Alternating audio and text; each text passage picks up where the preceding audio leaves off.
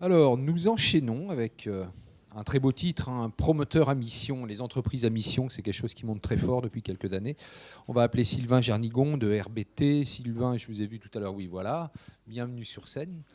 Donc, vous militez pour l'ingénierie, la promotion et l'industrialisation du hors-site. Merci. Alors déjà, je vais militer pour la maîtrise du temps, c'est ce que m'a demandé Eric Orange. Non, mais faites comme moi, Eric. Moi, tu fais hein. Du hors-site, tu as 30 minutes, tu dois le tenir, Non, donc je te remercie, Eric. Vous avez du temps, parce qu'en plus, je crois qu'Amédée Brettinière, qui était prévu au programme, il est à Nantes. Que nous excuserons. Et le congrès à Nantes, c'était l'an dernier. Bon, donc vous avez du temps, Sylvain. Amédée a toujours... Mais ça va revenir, donc voilà. Ça veut dire qu'il a un peu d'avance. Donc merci de nous expliquer tout ça. Vous avez du temps, de l'espace. Est-ce qu'il y a... Oui, je vais prendre le petit appareil là-bas. Ok. Allons-y. Effectivement, M. Sachot disait tout à l'heure que c'était difficile de passer après certains intervenants. Bah, je vous confirme, hein, c'est très dur. Je pense qu'à peu près tout est dit. On ne va pas être dans la répétition, on va être dans un éclairage distinct, parce on parlait tout à l'heure d'écosystème, et je vais essayer de porter la voix maintenant d'un acteur, qui est un promoteur, et qui s'intéresse au hors-site et comment il va s'y intéresser. Alors, ouais, c'est parti. Réalité, c'est, puisque j'ai 30 minutes, on va accélérer, un promoteur qui a 20 ans, qui est basé à Nantes et qui couvre, on va dire, tout le Grand Ouest et l'Île-de-France, et qui a choisi, il y a 3 ans, de devenir entreprise à mission, ce qui était un des premiers promoteurs à s'engager dans ce sens. Ce qui va dire qu'il injecte maintenant dans sa programmation des enjeux sociétaux, environnementaux, et qu'il a pour culture de tout intégrer, c'est-à-dire que derrière, il a développé maîtrise d'ouvrage classique, maîtrise d'usage, technologie environnementale et innovation, on va y venir, c'est RBT, et puis également une foncière, ce qui est juste le bras armé de n'importe quel promoteur. Hop. Alors, ouais, voilà, ok. 1200 collaborateurs, ça fait beaucoup pour un promoteur. Ça veut surtout dire que le fait d'avoir intégré l'usage nous permet de développer aujourd'hui quasiment toutes les facettes des métiers. Et au-delà de la représentation que vous voyez, on va dire, hexagonale, c'est vrai qu'on développe aujourd'hui le Portugal et qu'on est en train de s'implanter en Afrique. Donc les 364 millions, c'est en 20 ans. Et donc c'est fondé par Johan Joubert, qui est toujours le dirigeant. Les 4 pôles, je parlais tout à l'heure d'usage, et vous allez comprendre l'importance pour nous dans la notion de hors-site, c'est que derrière cette notion d'usage, vous allez retrouver des marques qui aujourd'hui appartiennent au groupe, qui vont couvrir notamment des résidences étudiantes, qui vont couvrir des résidences services seniors, qui vont couvrir différents usages, dans le sens où réalité a pour vocation d'être un acteur du territoire et que l'on commence à implanter et à gérer. On touche également au food and beverage avec Midi & Demi. On fait également des complexes sports et pôle santé. C'est-à-dire, grosso modo, on essaye d'avoir une lecture la plus transversale possible sur tout ce qui peut permettre l'attractivité et le développement du territoire. Pour devenir entreprise à mission, évidemment, quand on est promoteur et qu'on construit depuis 20 ans en béton, on prend conscience évidemment que la première chose à faire, ça va être de décarboner le système constructif. Donc qu'est-ce qui a été fait? Ça a été de définir des outils de calcul et d'avoir pour ambition d'évaluer et de challenger 100% des projets quant à leur impact carbone. Donc ça veut dire que ça se fait dès la phase de conception en comité d'engagement, et ce sont des calculs et des évaluations qui montent de façon graduelle.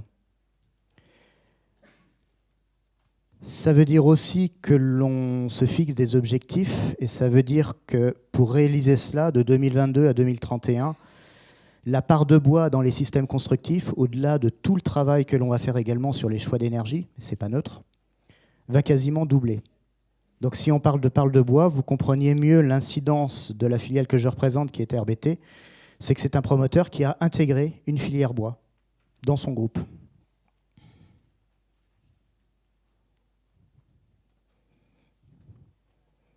Alors si je prends du retard, c'est la zapette, hein, c'est pour moi. Voilà. Je parlais d'intégration tout à l'heure. Vous voyez qu'on parle de réalité Buildtech environnement, c'est-à-dire qu'on a un bureau d'études environnement. C'est lui qui a formalisé toute la bascule du groupe en entreprise à mission. C'est lui qui a développé tous les outils de calcul. Et c'est lui aujourd'hui qui pilote tous les projets pour en déterminer la part de décarbonation et qui est également certificateur. Donc cette lecture d'intégration que je vais développer avec vous, elle se traduit en ingénierie et en production.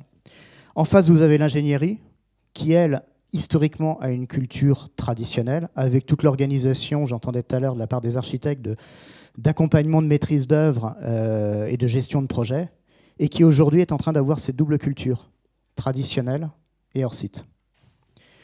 Vous avez l'industrie, on va y venir après en quelques slides, où effectivement on a aujourd'hui des unités de production de 11 000 m² pour sortir de la 2D et de la 3D bois.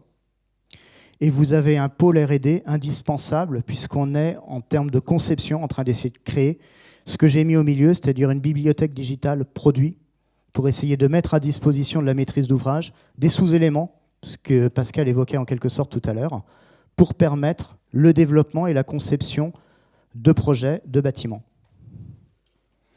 On a un partenaire non négligeable qui est Whoop, qui est un architecte. Je pense qu'on les a vus tout à l'heure et ils sont indissociables de la démarche, dans le sens où c'est eux qui nous drivent et qui nous aident, avec notre propre culture d'usage, à concevoir des éléments qui seront demain industrialisables. Vous en avez l'illustration là, c'est-à-dire que, je vous dis, on reprend un peu les fondamentaux qu'on a entendus tout à l'heure. Un T2, un T3, un T4, on sait que ça représente à peu près les mêmes volumétries, les mêmes organisations. Donc on les a modélisés, on les a entièrement numérisés et au travers de nos besoins d'usage, on a commencé à les projeter sur différentes typologies de bâtiments en réfléchissant à tous les besoins d'intégration d'éléments extérieurs qui pourront être ensuite balcons, etc. Pour avoir une capacité constructive globale. Hop.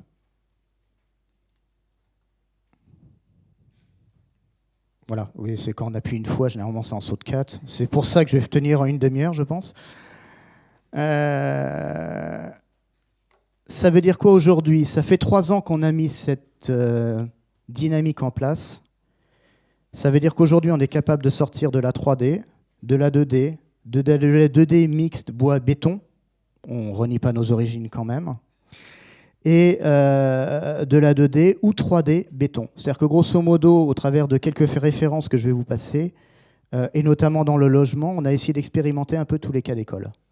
Considérant que le prisme d'entrée, ce n'est pas l'objet industriel, c'est le bâtiment. De quoi le bâtiment a besoin pour répondre à une efficience bas carbone et respecter des caractéristiques d'usage, des caractéristiques architecturales, et en tant que promoteur, des caractéristiques économiques. Hop là. Ça veut dire quoi aujourd'hui? C'est que tout ce savoir-faire, on va l'externaliser. Jusqu'à présent et pendant 3 ans, cette organisation, ce potentiel industriel, il a été couvé, mûri, développé en interne pour l'interne. Aujourd'hui, c'est un choix du groupe, c'est de l'externaliser, considérant que l'avenir du hors-site, ça ne peut pas être simplement un entre-soi, ça va être un partage. Donc on externalise l'intégralité de ce potentiel industriel. J'entendais tout à l'heure qu'on cherchait des savoir-faire. Ce potentiel d'ingénierie, ces maquettes numériques, ça ne veut pas dire que ça va devenir open source, hein, je veux rassurer tout le monde. Mais en tout cas, on va essayer de partager et de poursuivre ce socle que l'on vient de mettre en place à l'attention du marché. Ça veut dire qu'il y a énormément de possibilités qui peuvent s'inscrire. Ça peut être simplement un regard vers l'industriel. Ça peut être se rapprocher de nous comme entreprise générale de construction avec une culture multifilière. Ça peut être valoriser toute l'ingénierie qui a aujourd'hui cette double culture. Et quand vous symbolisez l'ensemble avec un partenaire architectural, c'est une potentialité de contractant général.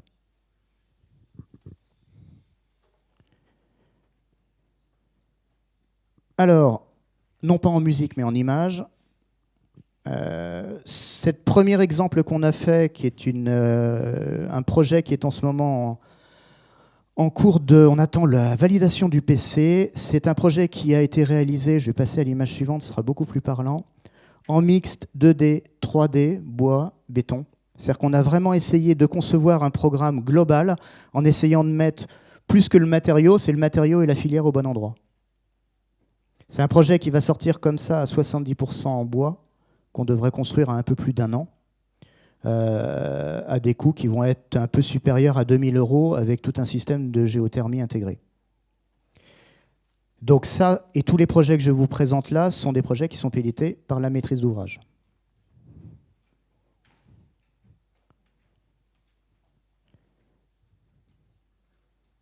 Si je gagne du temps, je demande un crédit, hein, Eric. Là, c'est mal barré. Ou alors, je vais passer à la 8e référence. Ah, yeah. Autre projet emblématique, nous réalisons une résidence étudiante dans les mois qui viennent de 500 chambres à Rennes, avec un socle béton, des distributions béton, et donc les 500 chambres qui vont être produites intégralement dans notre unité de production, et qui va nous permettre demain de poursuivre notre développement autant en production 2D qu'en production 3D.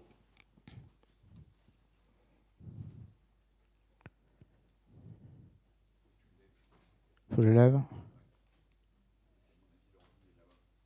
Bon, je vais tendre le bras, mais n'y voyez aucune allusion. Hein.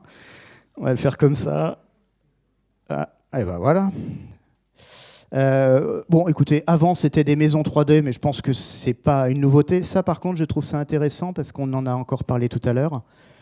Le modulaire, le bois, c'est aujourd'hui un système constructif qui peut effectivement aller dans le sens de ce que nous on considère comme étant l'habitat déplaçable. Et même nous, en tant que promoteurs, on a été sollicités par Rennes Métropole pour faire de l'habitat transitoire et de l'hébergement d'urgence.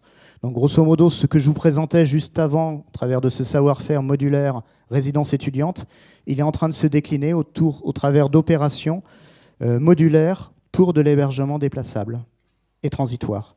Effectivement, le fait d'être promoteur et d'avoir du foncier peut nous projeter demain à avoir des latitudes d'accompagner des collectivités, de proposer ce type d'opération.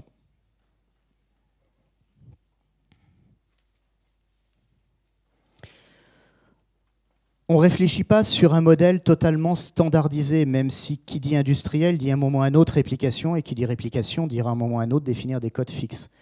Je vous ai évoqué tout à l'heure l'usage. Il n'y a pas un cas de tout ce que j'ai pu vous présenter qui, pour l'instant, reprend à l'exact les mêmes codes. C'est-à-dire que sur ce programme-là, par exemple, qui est l'hébergement d'urgence, vous avez des surfaces T1 et T2, et chaque conception, chaque module a des cotes adaptés, considérant qu'on a priorisé l'usage, sachant également que la maîtrise d'ouvrage, c'est Rennes Métropole, et que l'unique exploitant sera Rennes Métropole. Donc on a fait du cousu main. Demain, si on se retrouve sur des demandes, et on voit que ce sont des demandes émergentes avec des volumes, on va forcément avoir là une réflexion beaucoup plus standardisée pour essayer de répondre à une demande de masse.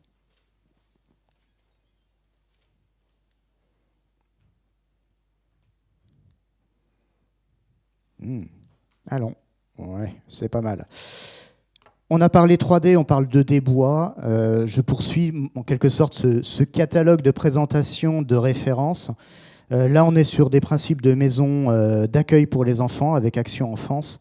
Ce qui nous séduit dans ce dossier, c'est qu'on est en train de boucler cette première opération. On a la deuxième, on en a 4 derrière, et que donc l'outil et la définition d'une optimisation 2D va devenir réellement réplicable. Et là, on commence à voir l'efficience. Tant pour nous, industriels, que pour la maîtrise d'ouvrage qui a enfin réussi à déterminer, on va dire, des caractéristiques, une maîtrise économique et une fiabilité de mise en œuvre.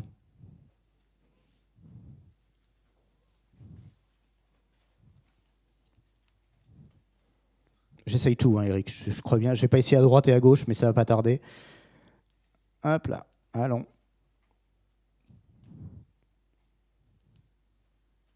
Ça doit être modulaire. Dernière opération, ou avant-dernière opération, si ma mémoire est bonne. Celle-ci est intéressante, c'est à Saint-Malo. On a à peu près fait tous les cas d'école dans les systèmes constructifs, c'est-à-dire qu'on a de la maison. On a du collectif avec une structure béton, façade bois, et on a un intermédiaire full bois. Donc sur la même opération, Et pour répondre aux objectifs BEPOS qui étaient annoncés et biosourcés, on a vraiment cherché le système constructif le plus adaptable à l'usage et au programme, avec évidemment nos savoir-faire industriels derrière, pour répondre à un ensemble. Donc on parlait d'architecture, c'est vrai que le fait de mixer 2D, 3D, ça nous libère quelquefois en termes de dessin. Et donc sur chaque système, eh ben, on va retrouver effectivement des associations de filières, sachant que là aussi, le fait d'avoir l'ingénierie intégrée nous permet le pilotage global et cette mixité de filières sans trop de soucis.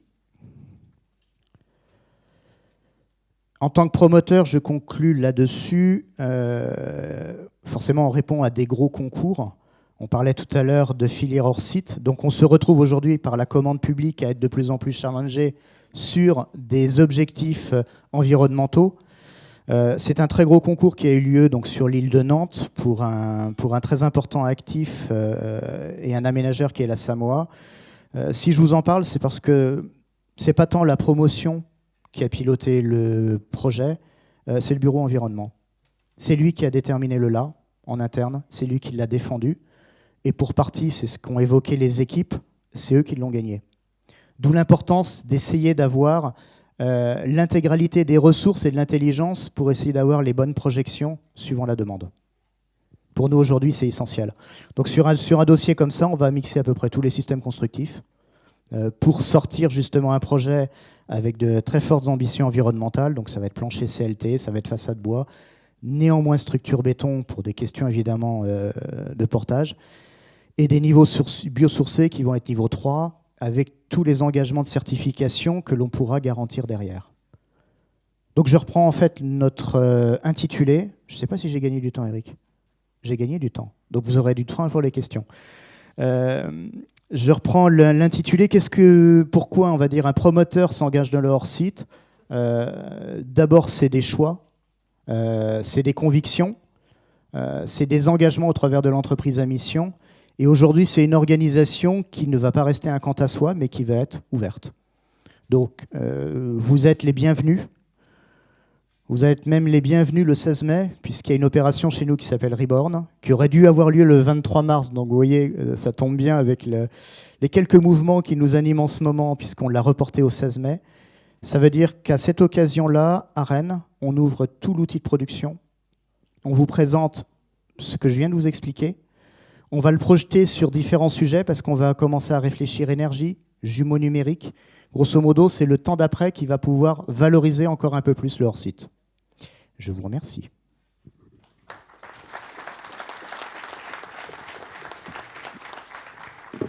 Le temps des questions.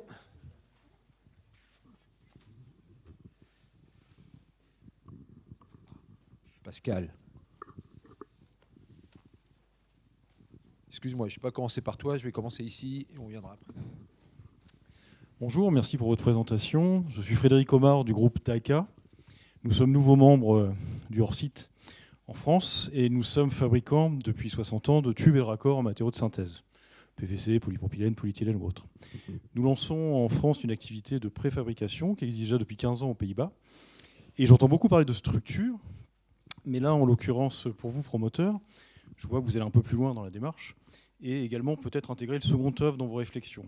Donc ma question est la suivante. Le second œuvre pour vous dans le fabrication hors site est-elle, qu'en pensez-vous et comment voyez-vous les choses ? Merci Eric de me laisser le choix de la réponse. Comment on le voit ? Vous avez mesuré que nos systèmes constructifs sont totalement ouverts. Ça va du traditionnel, voire même du béton bas carbone au cas, jusqu'à la 3D, auquel cas effectivement on va intégrer seconde œuvre, fluide, etc. À partir du moment où on a cette démarche-là, à partir d'une structure bois et selon les cahiers des charges, on accompagnera et la préfabrication autant que possible et le choix de matériaux biosourcés ou les matériaux les plus adaptés au maximum. Voilà.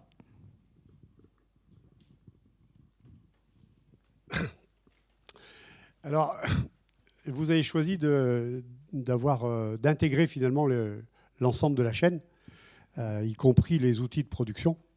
Quand on regarde ce qui se passe dans le monde entier aujourd'hui, Il y a des expériences réussies. Je pense à Berkeley en Angleterre, par exemple, qui a fait une première usine et puis qui est en train d'en faire une deuxième. Ça marche merveilleusement bien. Mais ce n'est pas souvent le cas. Il y a eu pas mal d'échecs là-dedans, hein, de maîtres d'ouvrage ou d'entreprises générales qui essaient d'intégrer les outils industriels. Et on voit bien l'ambivalence entre une activité de bâtiment, d'immobilier, et puis une activité industrielle. Et donc, je voulais savoir ce qui a drivé le choix finalement de l'intégration des outils industriels chez le promoteur. Okay. Tout simplement, le besoin d'abord une culture d'intégration, et ensuite, pour premier moteur, intégrer au travers de la filière bois un moyen de décarboner et de répondre à ses objectifs liés à son entreprise à mission.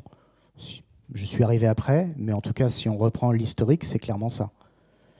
Maintenant, pour se projeter un petit peu plus, ce que vous évoquez est une réalité. Enfin, pour ceux qui me connaissent un peu, parce que j'ai eu un peu un parcours aussi chez les industriels, on sait que l'intégration de ces filières sur le marché de l'immobilier, c'est complexe. On en a parfaitement conscience. C'est pour ça aussi que l'on considère au stade où nous en sommes que de garder ça pour nous, ce sera une erreur. Que l'avenir, il viendra à la multiplication, à l'ouverture, peut-être même au partage. On parlait tout à l'heure, ce matin en tout cas, d'un concours lancé par l'ADEME. On va y répondre. On n'a rien contre certaines associations. Voilà. Et je crois que notre PDG, au travers de sa prise de conscience de ce que représente aujourd'hui la mutation des systèmes de construction, se dit que ce qu'il a initié il y a 3 ans en interne ne pourrait pas se limiter à une unité à Rennes. Voilà. Merci de la réponse. Mais on voit l'inverse également. On voit des industriels qui, n'arrivant pas finalement à apporter leurs produits sur le marché via des partenariats, finissent par devenir soit promoteurs, soit entreprise générale. Là aussi, on voit plutôt plus d'échecs que de réussites. C'est 2 métiers qui sont différents et moi je crois beaucoup aux bonnes associations, mais je peux comprendre le choix de l'intégration. Merci de l'avoir compris. Autre question ?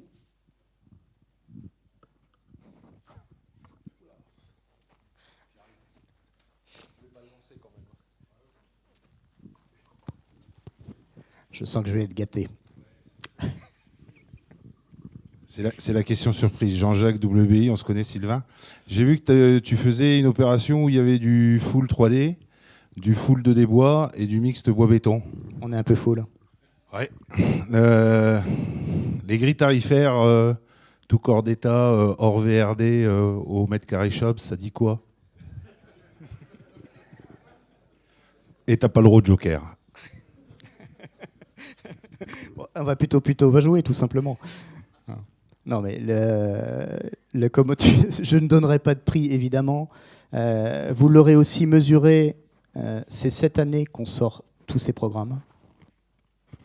C'est cette année aussi que l'on va valoriser certains axes de développement ou pas. Et c'est l'année prochaine qu'on va optimiser tout ça. Donc je dirais, et comme pour beaucoup d'acteurs de la filière, on est en phase d'expérimentation. Ce qui peut peut-être porter à notre crédit, c'est une forte culture économique promoteur, donc des exigences de maîtrise des coûts et de maîtrise de bilan de promotion qui feront quand même qu'on sait à petit peu près où on va. Voilà. Mais oui, c'est une aventure pour répondre à ta question.